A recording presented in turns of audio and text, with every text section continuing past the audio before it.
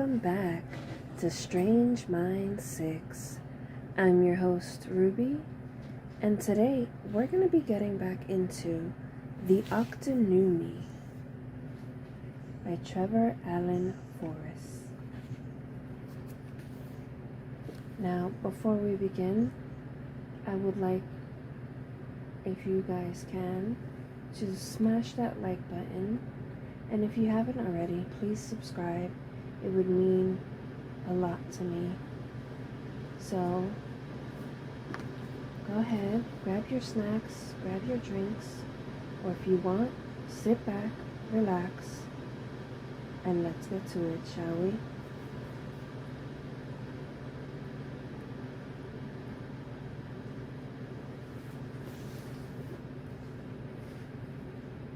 So it was a trap. On entering the bewitcher's parlor, Citrice's tattered clothing refreshes as Francine motions for her to sit while she attends to her injuries. Pushing past, Elonabeth sets about fixing her own hair in one of the mirrors. Citrice winces slightly as Francine dabs her cuts with a blue gel, which, disappearing on contact, takes with it any sign of injury. The boys move to sit in the two remaining chairs next to Citrice by the fireplace that Trad is quite sure was not there before. A further two matching chairs appear from behind the fabric wall, entering into a certain amount of jostling with each other for position until they settle on either side of Citrice, gently squeezing themselves into the clearly too small gaps.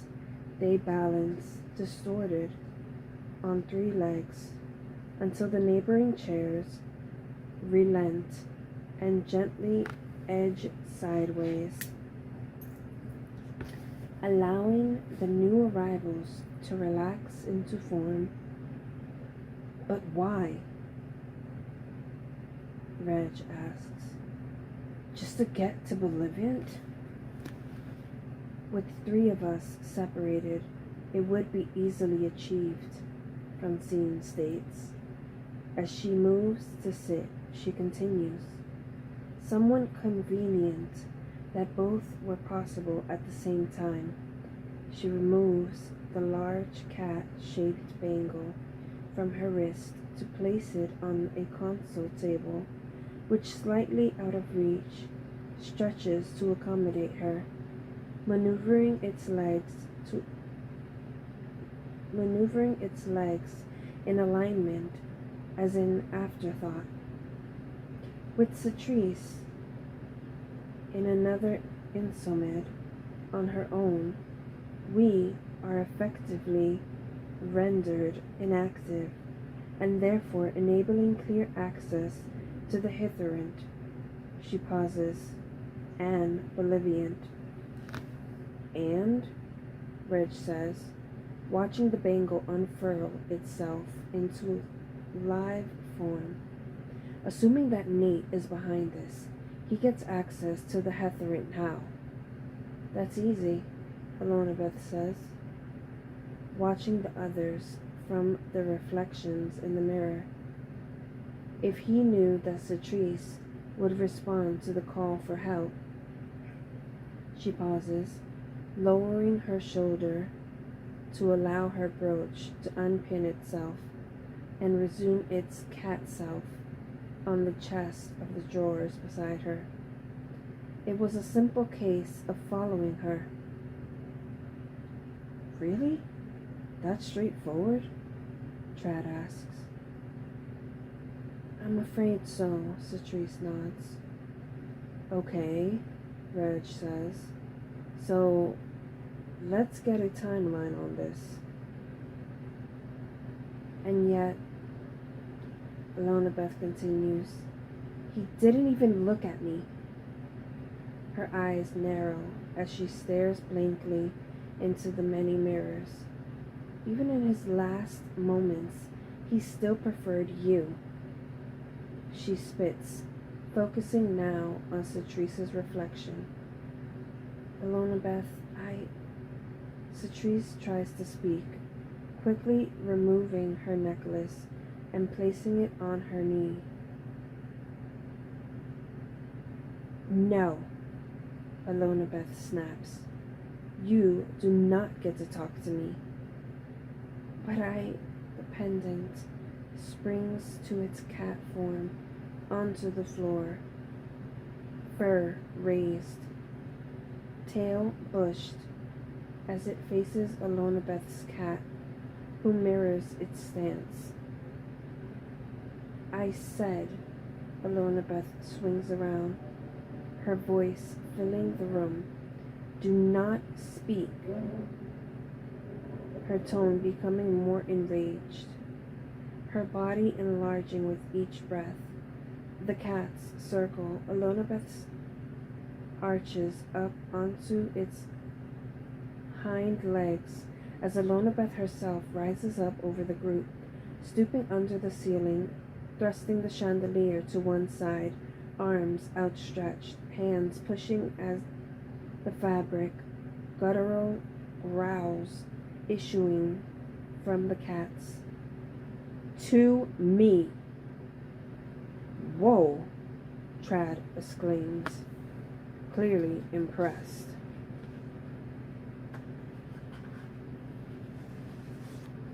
Enough!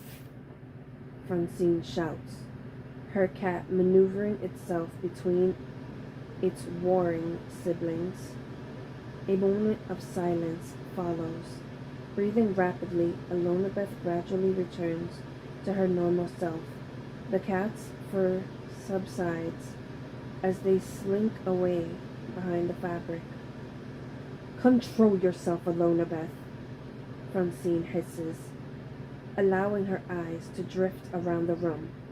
Right now, she continues, we have more important matters that need our attention, and we need more space, she announces, clapping her hands twice.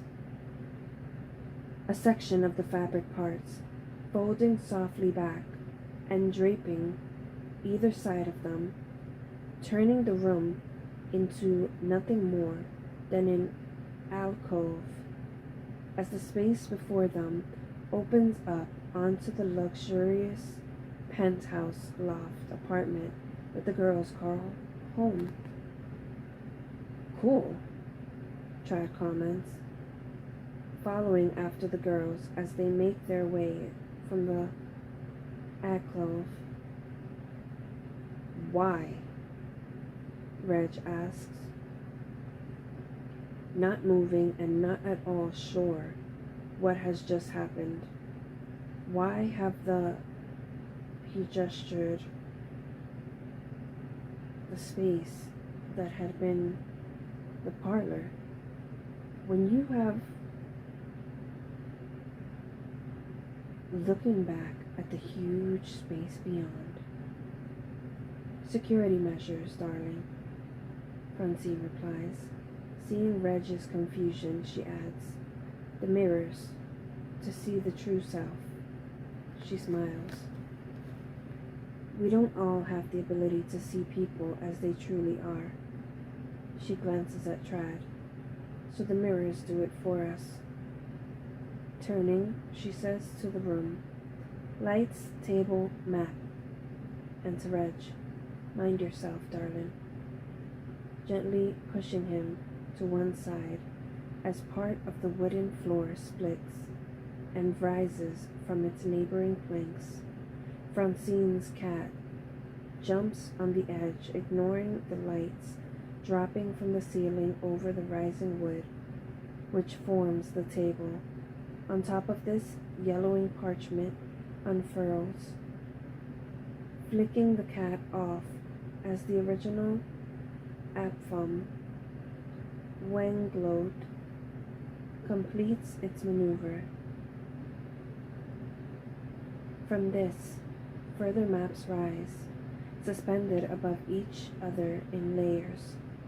A mass of information, locations, people, access points pop up throughout, making it impossible to see anything clearly. Small models depicting landmarks throughout the UK, many works of art struggling for prominence on each map. Well, Trad observes, that kind of puts Dad's map in the shade. Do you like the models? Catrice asks, plucking one from the table. Francine has been trying out a new hobby. They are wonderful, aren't they? A sort of impressionist, come Salvador feel. The three cats glance to Catrice and slowly turn to the apartment. Catrice, Francine says wearily. Oh, but they are truly magnificent. Catrice beams. Rather like your coat, Trad. And yours, of course, Reg. Wouldn't you agree, Elizabeth? What is it to you, Catrice? She snaps, trying to steal my ideas. Elizabeth, don't bother, she says, closing in on her sister. You know I have always liked the Octunnumi uniform. It's been the inspiration for my fashion line. No kidding, Trad mumbles. The cats begin to move around the apartment. Sisters, Francine shouts. Everyone to a standstill. Bringing everyone to a standstill. Can you not see what is going on here? Their blank expressions give her an answer. There is a stereodent in play here, Elizabeth. You losing control back there was one thing, and this, she gestures to arguing. But Catrice, you're complimenting my work. Absolutely unheard of. Catrice nods, hurriedly, replacing Nelson's column on the map.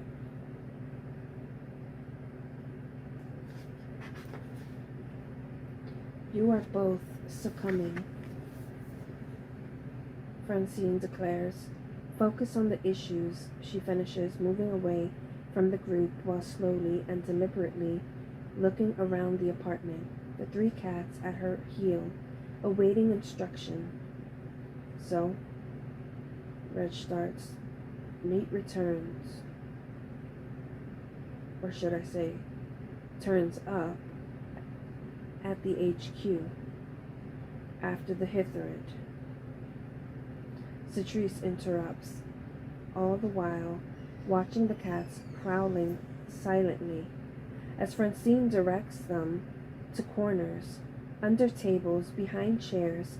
Elizabeth taps a small dot on the map, bringing up the position of the Octunnumi HQ. Right. So you get a message that you think is from Bolivia, Trad states. I truly believed it to be Obadiah's. Catrice says softly. Passing the large windows, Francine pauses, listens, then continues walking. And how long before you responded? Trad asks. Immediately. Aha! Francine suddenly shrieks, snatching at the air, holding her clenched forefinger and thumb up high. Show yourself. Circling below her outstretched hand, the three cats eagerly lick their lips, vocalizing in anticipation. Or would you rather I let the cats deal with you? Slowly, the outline of a small ginger kitten, held by the scruff, emerges. Aw, Elizabeth says. I thought I had sent you home, Francine says to the little creature. With widened eyes, the kitten attempts a meow. Its little paws tremble with the effort. Don't, Francine warns. With an audible sigh, the ball of fluff sags, deflates, and is replaced by a tiny man held by the collar of his scruff corduroy jacket, the plaid shirt straining to cover his portly belly and stay tucked into his equally scruff trousers held up by frayed rope, the knees patched to within an inch of their life, the legs shoved into Wellington boots. Catching his dusty, slightly flattened bowler hat at its tumbles from his head of bright ginger hair with one hand and scratching his stubbly beard with the other, he grumbles. Yous always was difficult to works a scariondent ons, the irregular placing of the letters S, along with additional randoms, Ari, throughout his speech, adding a certain charm to his accent, inspecting his bowler before placing it back on his head with a thump. Wally Skaggs, third generation scariondent, grins nervously at the cats who sit, tails flickering, fixing the little figure in their sight, just willing him to drop. I asked you a question.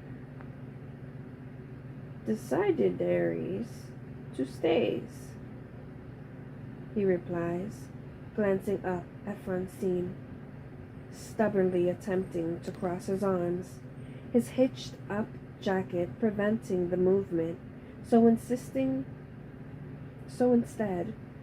choosing to hang limply, swaying slightly, the movement triggering much lip licking from the cats below. Why? Francine asks. You had done your job with the boys. You weren't paid for longer. I had me some times to kills, he replies, examining his fingernails. We both know you are inundated with work. So, she says, and questions him. Overworked, underpaid, that's me's. The little finger quips. Underpaid? Please. You will not even visit your mother unless she pays you.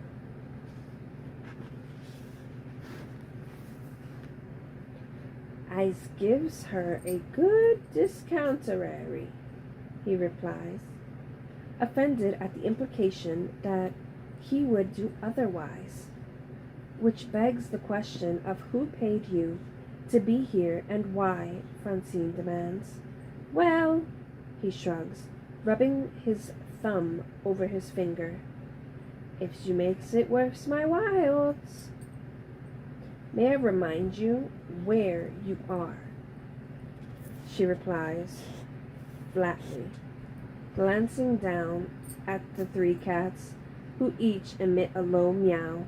His grin disappears immediately. Yeah, oh, is that the timerary?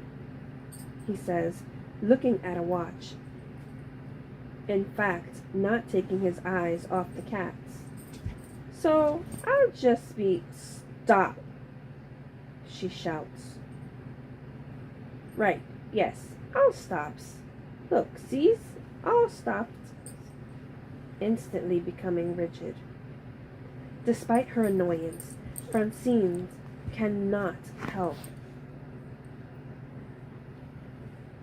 but be amused at the sight of the little man, arms and legs spread out, gently swinging in his hitched up jacket, for all the world looking like a bubble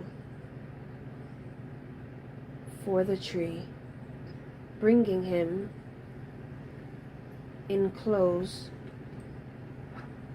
to her face, huge next to his tiny frame. She says, "It's amazing that such a little thing can cause such trouble. Remind me of your purpose," she adds, putting him down on the nearest surface. "To serve the Etcaburian queen in her quest to forget her brokenary hearts," he says in a flat, how many times have I said this tone, pulling his jacket and shirt back into place. "And then it got fixed, didn't it?" He smiles cheerfully, giving a small wave and sneer to the cats below. "Who knows?" he says, smiling and tilting his head to the others. "Ladies? Sirs?" He nods, touching the rim of his bowler.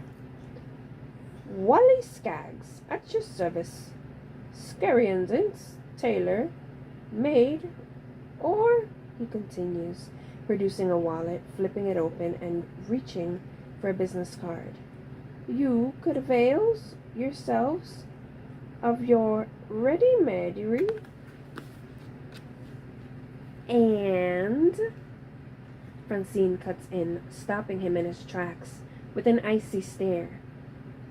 "So you find yourself without work and boards," he says quickly, flipping the wallet closed and returning it to his pocket. "You have no ideas." Taking a small mirror from his top pocket, he smooths his eyebrows and inspects his teeth. "So, I join Aries, the family business." "You could have returned to your homeland," Francine continues. "You've been there, right?" he says, ceasing his preening as he glances at her over the mirror's edge. Considering this for a moment, she tilts her head in resigned agreement and continues. "So instead of finding useful employment of your time," she wanders around the little man, "you fill it with mischief, making people late for work, meetings, abandoning projects, commitments in favor of some mindless activity, things lost or suddenly disappearing. Keys are always a winner, Aries." He smiles at the others, nodding, returning his mirror to his breast pocket. "Gets them every time." "Anything," Francine persists, "to stop them doing what they should." "I likes to think that we were helping get the work-life balances," he replies, glancing over the edge at the prowling cats. "You, my little scariandant, are a waster of time." Lowering her face to his, she says, "You are trouble. Why are you here?" Raising her hand slightly as she stands, she adds, "I will not ask again," lifting the little man with a gentle surge of energy to hover above the cats, his feet dangling inches from their excited meows and swiping paws. "Okays," he says quickly, flapping his arm in an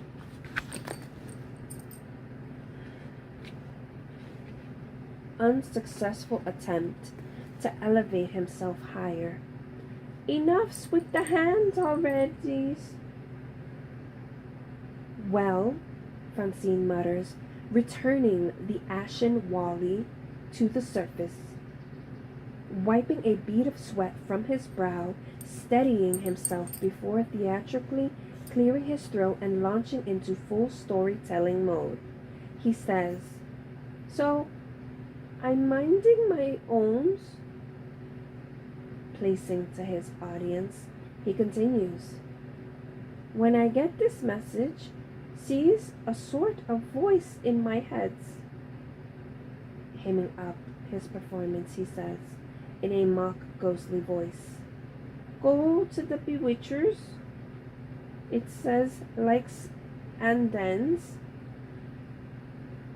"Oh, for Pete's sake," Reg mutters as he strides to the little man and places a forefinger on his head, squashing his hat down over his ears. "Haze!" comes from the muffled reply as the hat slides down over his eyes. "He doesn't know anything," Reg says, almost immediately raising his finger. "He was just told to mess with us if we got back." "If," Cetrice repeats. The Scariandant shoots him a disgruntled glare as he removes his flattened bowler, punches it back into shape, and plunks it angrily back on his head. "Well, thanks, yous," he moans. "I was just getting warmed up." "You have 3 seconds to leave, or I'll be warming." Francine starts. Okays, I'm going." And he's gone. "So, what was that about?" Trad asks, indicating the now vanished Scardiant as the cats slink off, tails flicking in annoyance at his sudden disappearance. "Obviously, we are a threat to someone," Alonabeth responds. "About what?" Reg asks. I would wager that we know more than we think," Cetrice answers. "I think it is abundantly clear that we," she nods to her sisters, "have been manipulated so as to not be paying attention, to not be looking at what is really going on here." "If that's the case, when did it start?" Alonabeth asks.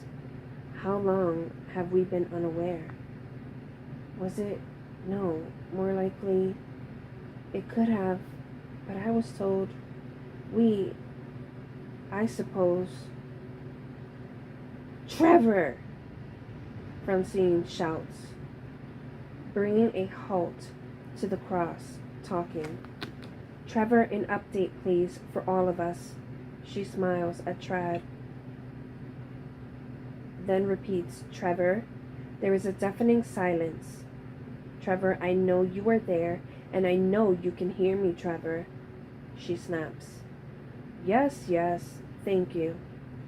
"Well, you will forgive me, but after last time, really, you are still sulking about that?" "Some things cannot be unheard." "Well, I apologize. It was said in the heat of the moment. I didn't mean to say that you would replace me with a person." "That," Francine sighs, "I would replace you with a person." "Sister? Why would you threaten such a thing? After all, what has Trevor... it was not I who upset the Fae." "Upset the... Oh my, that was you?" Alonabeth turns to her sister. "That was Trevor?" "And I apologized repeatedly. The damage had been done," Francine adds dryly. "I was trying to help. How was I to know?" "My point exactly," Francine cuts in.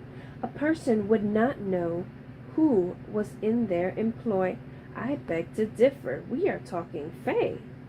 Trevor, Francine interrupts, rubbing her brow in frustration. Please, just give us the sequence of events. Fine. And Trevor? Yes, Miss Francine. Keep it brief. Just the facts. No embellishments. No interpretations. No thoughts. I am sure I do not know what you mean. Trevor. Right. Well, it appears that Mr. Nathaniel did in fact gain access to the Hitherant unseen by following Mrs. Treese, and it would seem that his purpose was indeed to target Mr. Obadias. It was after the attack on Mr. Obadias that he arrived at the Octunnumi HQ with his mind conveniently white. Trad adds, which Cetrice states would indicate that there are others involved. I would say that was a given, Francine agrees. Considering his newly acquired skills and the ability to use them at the Hitherant, she continues, and he definitely could not have called Cetrice on his own. Shortly after his appearance, our operatives start to disappear. Our systems fold. Mr. Regis and Mr. Tradian are forced to leave the HQ, allowing Mr. Nathaniel to escape the Octunnumi. What? Both boys say in unison. I'm afraid so, sirs. While you were diverted? Reg challenges. Trevor, I hardly call what has just happened a diversion. But he's right, Trad interrupts. The whole thing has been a diversion to get us away from the Octunnumi. Nate would have been all too aware, Alonabeth breaks in, that if you had been at the HQ, he would not have been able to so much as sneeze without you knowing. Told you, Trad mutters. I should have stayed. Unfortunately, none of this changes the fact that he has escaped. It's not really escaping, Trad points out. When you are given free rein, he was after all in the one place in the whole HQ that has immunity from monitoring, aka total access to all the instruments which Nate would have also known. So he planned on being put there, Francine asks. He does know our systems, Trad replies. So, do we. Where is he now? Asks Cetrice. Unfortunately, not. As Mr. Tradian has pointed out, due to the diplomatic nature of the suite, there is no monitoring. But why? What is he looking for? Reg asks. If he was seeking revenge for the kids, then why bring Bolivian's image to us and then disappear? Has he gone to find the children? I think, sir, that Mr. Nathaniel was not expecting to find the information he did. It would seem by his reaction that the image from Mr. Obadias was as much a shock to him as everyone else. So, what was he looking for? Alonabeth asks quietly. What was so important that Obadias had to die for? What would Obadias have that Nate needed, if not the children? May I suggest the professor? Nate's father. But why? Reg asks. Didn't he disappear immediately after the Bolivian accident? Blamed himself for the whole thing. And so did many other people. Francine adds, not least the people of Fethris. The kidnapping of those children was national news in all the Insomeds. When Edgar found them, he was hailed a hero, and then they disappeared. He could hardly relay the truth. She pauses. He could hardly explain Bolivian. Well, not in Fethris. In Ogrient, Elonabeth adds, half machine, half man, all myth. Exposing what really happened would mean exposing the Insomeds, so Edgar took the blame, Francine concludes. And why? He cannot return to the Fethris. That and the fire. Fire? Yes, Edgar's laboratories were burned to the ground, Cetrice adds. Thought to be a revenge attack after the children, so Edgar was blamed for that as well. It was assumed that Edgar was in the building along with Marie, Sarah May, or rather Caddison, and of course Abigail. Not Nate? No, Elonabeth replies. Of course, none of them were, but Edgar's partner was, and as they couldn't be sure if Edgar had perished as well, she shrugs. The rumors soon started that Edgar had been responsible for that too. So, and that's when he took up permanent residence in the Octunnumi, Trad asks. Yes, we all thought it better for him to just disappear from Fethris. At least this side, people understood what had happened when he was trying to do, she pauses, what you were all trying to do. Yeah, Trad snips. Everyone was very understanding. Well, that's what we hoped, Francine says. But of course, people were hurt. They had lost their children. Oh, I don't blame them. Trad says. They trusted us, the mentor team, and we killed their kids. Trad. Well, as good as, he cuts in. Trad. Francine continues. You know that is not the case. You even have proof now. Yeah, now. Trad replies quietly. Didn't know that back then, did we? No. Trad, Elonabeth says, the protection scheme was the only way to keep the mentor team safe.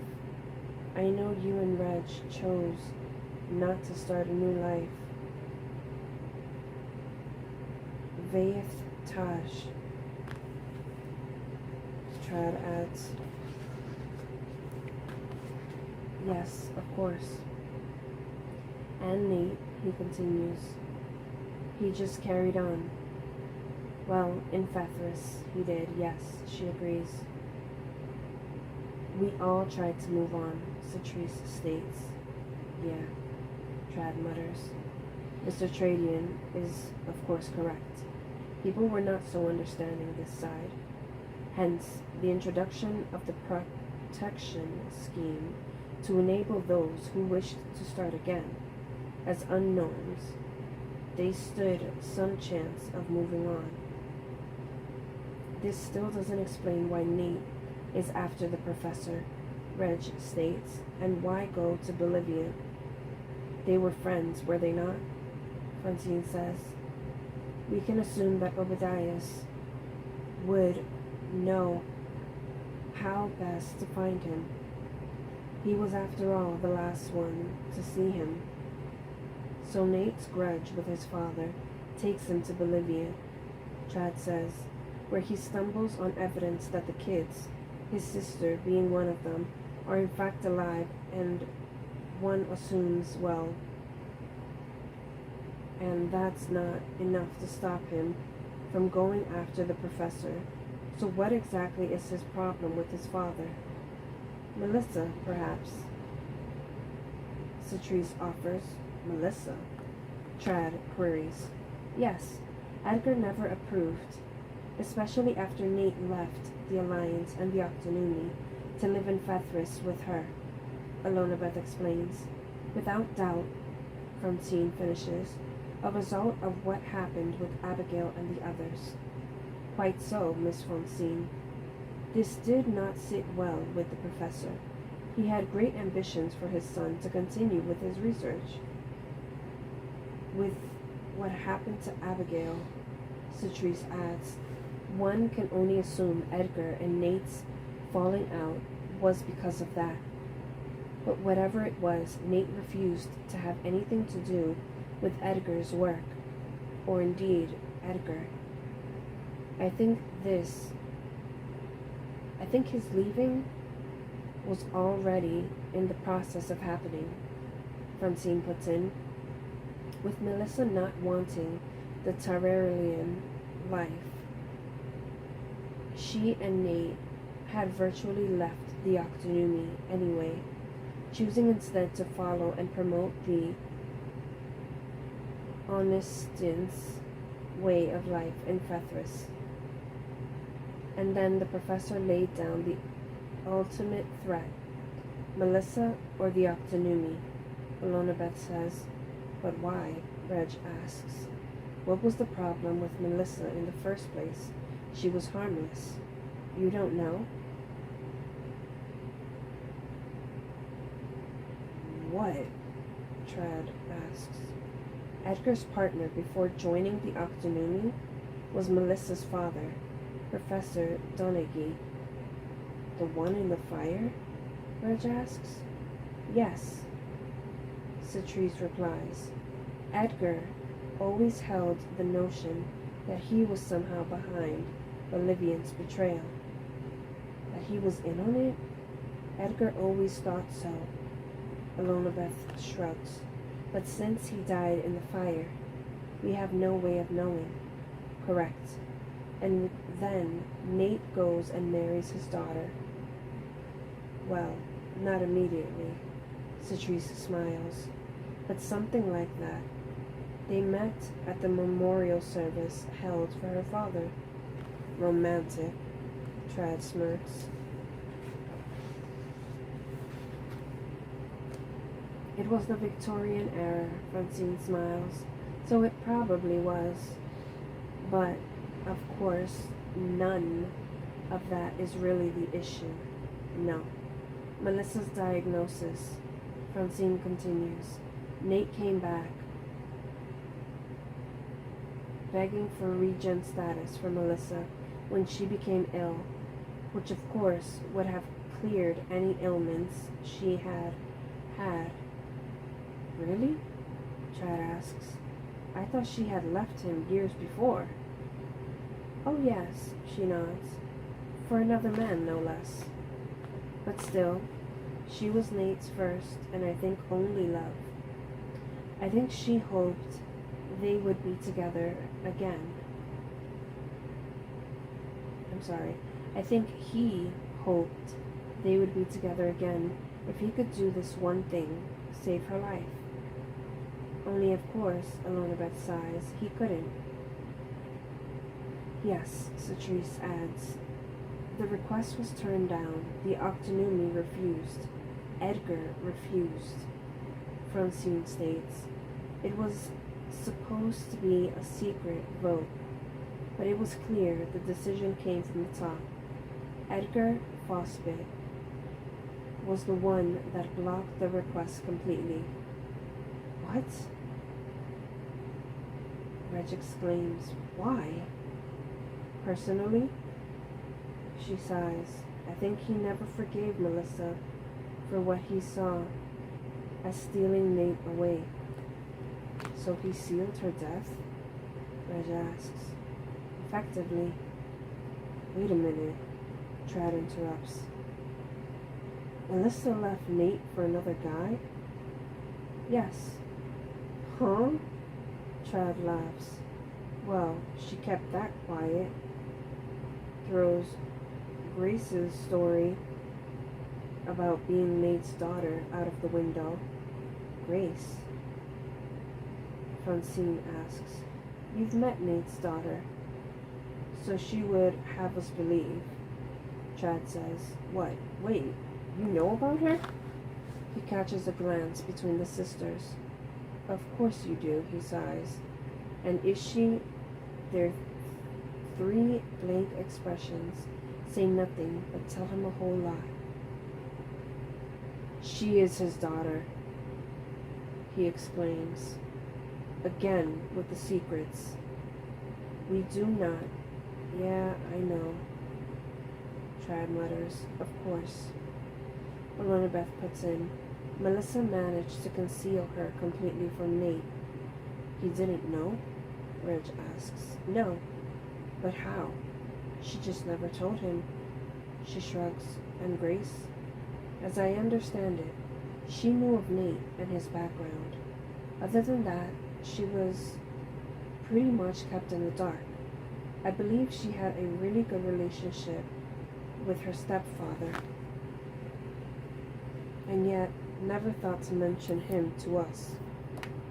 Trad points out, "Another one not good with sharing." "But still," Reg continues, "after all this time, why come after him now? I think there is no doubt that Mr. Nathaniel has long-standing issues with his father, Mr. Regis.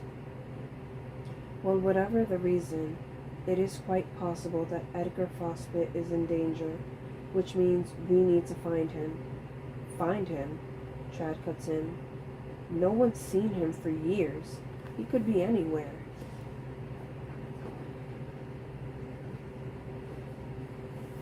And with that, my dear friends, we come to an end of the chapter. Tune in next time to see if they are able to find Edgar Fosbit. And remember to please hit that like button, and if you haven't already, hit that subscribe. It would mean a lot to me. And this is Ruby, signing off.